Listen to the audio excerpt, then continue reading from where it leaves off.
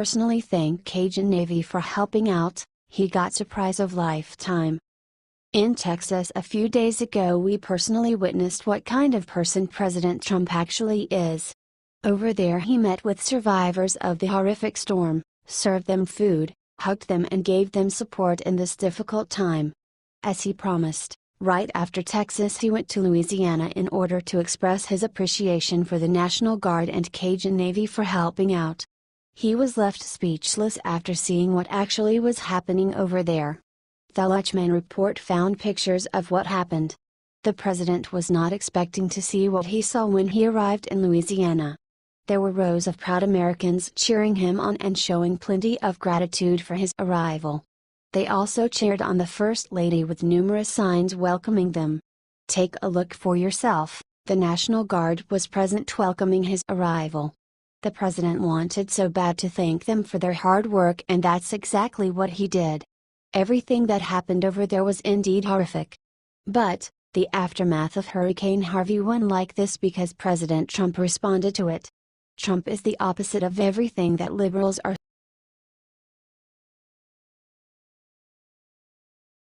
Cajun Navy's response to lifeless woman floating by melts down internet. Hurricane Harvey has been one of the most vicious natural disasters in U.S. history. Numerous deaths, destroyed homes, and uprooted families have been the norm in Southeast Texas since the storm hit. Of course, we have heroes like the Cajun Navy who decided to serve America in our time of need. Joshua Lincoln, Ricky Berrigan, and Donnie Davenport are all members of the Cajun Navy, which is volunteer only. They were traversing Louisiana roads and came across a woman floating face down in the water. Advertisement: one of the volunteers believes that she was crossing the road and was caught in the current. Her body hit the boat. Lincoln said, "She floated right to the boat. We jumped out and got her and gave her compressions right there in the water. We were holding her from behind." The Cajun Navy was on the job thanks to a Facebook post by Southeast Louisiana storm spotters. They wrote, "Hang on Houston, assets from the Cajun Navy are en route." Houston area officials have given the Cajuns the green light to come in and assist with SAR efforts. The heroes did 15 chest compressions to bring the woman back to life. All seemed lost when they first saw her, but their quick thinking saved her life and truly served her family by saving this woman. Advertisement: the woman's name was Wilma Ellis. According to Lincoln, Ellis woke up in a confused and afraid state. She wasn't aware of her surroundings. This is a story for the ages. When people think of hurricanes and their fierce, unforgiving destruction, we can think of people like the men who saved Wilma Ellis from this horrific disaster. The men ended up dropping Ellis off at a gas station near Tidwell Road and Parkway Forest Drive. She was left with a local businessman, who vowed to assist in reuniting Ellis with her family. What do you think of this amazing story?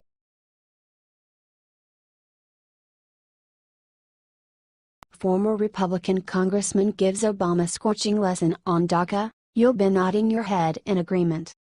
The negative impact of former President Obama continues to be felt across America. We can all feel it and we're just glad President Trump is doing his best to start turning it around. Former Republican Congressman Jason Chaffetz reached the end of his rope today on Fox and Friends, when he slammed Obama for his unconstitutional passage of DACA, Deferred Action for Childhood Arrivals. DACA is immigration legislation that gives de facto amnesty to illegal aliens who entered the United States as kids. As the Daily Caller points out, Chaffetz has a particular issue with the way Obama used an executive order to change immigration law and implement DACA. Trump is planning to end DACA because it is a loophole for illegal aliens. It offers the ability to work and stay in America to the children of parents who broke U.S. immigration law. Clayton Morris of Fox and Friends said ending DACA could be quite unethical because as part of passing it, Obama's White House urged children of illegals to come forward and register for DACA benefits. As Chaffetz pointed out, however, Obama using executive action to force through DACA is basically overruling the law to suit his own desires. Advertisement: we're a nation of laws and that's the way it works in this country, Chaffetz explained. What do you think about Chaffetz's statements? How do you think Obama did the most damage to America during his terms in office?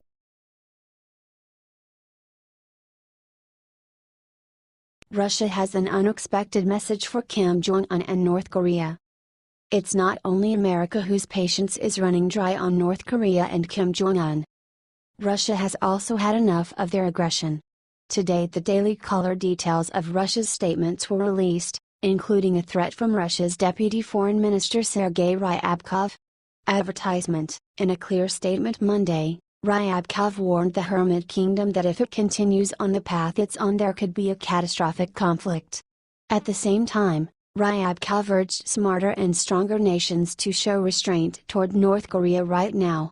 Clearly this is a reference to the United States and EU. Speaking further, Ryabkov said that any miscalculation may lead to a political or military outbreak, rather than to a nuclear test like the one recently conducted, which actually reflects the deteriorating situation in Northeast Asia. In other words, if North Korea keeps playing with fire it's going to get burned. Advertisement. Badly. If Kim Jong-un doesn't respect the United States, which he obviously doesn't, he should take it from Russia. Although Ryabkov was clear he believed only diplomatic approaches can solve the North Korean crisis, he is acknowledging a clear statement of fact. One wrong move and one big miscommunication and North Korea is in for exactly the kind of fire and fury that Trump promised. What do you think? Can Russia be a reliable ally in helping resolve the North Korean threat?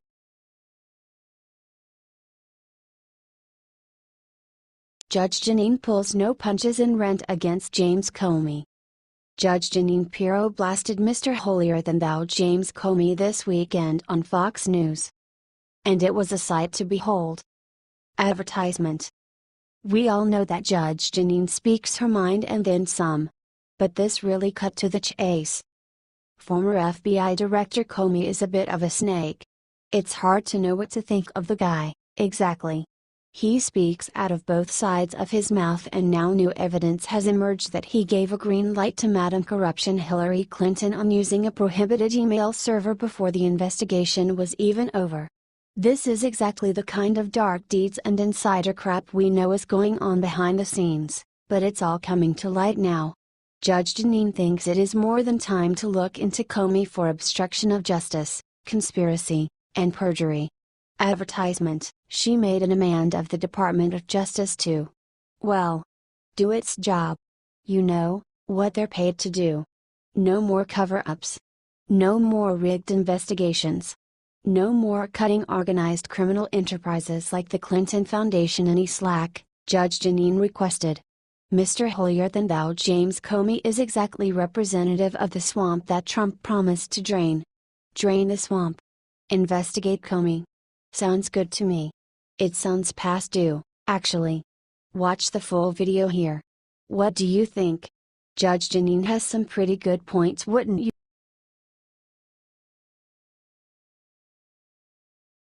Right after President Trump landed in Louisiana, he did something incredible.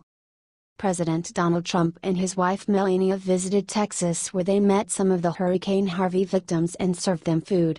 After that, the couple went straight to Louisiana to express dear gratitude for the National Guard and Cajun Navy for helping out in Texas. According to Luchman report, the president was not expecting to see what he saw when he arrived in Louisiana.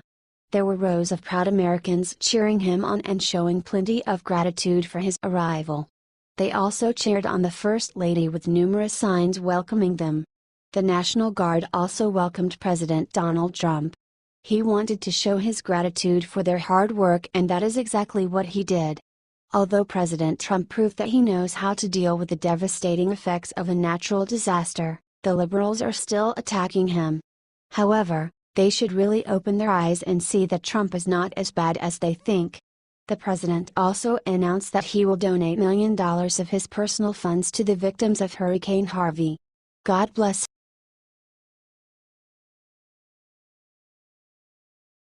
Breaking: Sean Spicer lands lucrative new job. Sean Spicer, President Donald Trump's first press secretary, has just landed a new lucrative gig. Mr. Spicer, who officially left the West Wing on August 31, has signed with Worldwide Speakers Group, a company that arranges paid speaking engagements for its roster of high-profile speakers. Advertisement: audiences around the world will benefit from the same candor, wit and insight that Spicer brought to the White House briefing room, Worldwide Speakers Group writes about Spicer in its marketing materials that were reviewed by Politico. A spokesman for Worldwide Speakers Group released a statement saying, "We are thrilled to provide Sean for our major trade association, corporate, university and public lecture series customers around the world." With his well-known candor and extensive experience, Sean is uniquely qualified to help audiences understand how the political environment will impact them now and in the future. Worldwide Speakers Group did not say how much Spicer would be paid per speech, and while Spicer refused to make a statement, you know that he will be getting a pretty penny. Advertisement, and he deserves it. Sean is a good guy and did a good job in a very tough situation. Politico also is breaking the news that Sean already has one speaking gig lined up, in New York City on September 11, where he will be the main speaker at the annual conference of the investment bank Rodman & Renshaw. His profile page at Worldwide Speakers says, as a House of Representatives communicator, Assistant U.S. Trade Representative, Republican National Committee Chief Strategist, and top advisor to presidential campaigns, Spicer discusses the people, philosophies and policies that matter most to the citizens of the U.S. and businesses around the world. Rumors are also flying that Sean is shopping a book and is talking to TV networks about a possible role as an on-air host. Good luck, Sean, you deserve the best.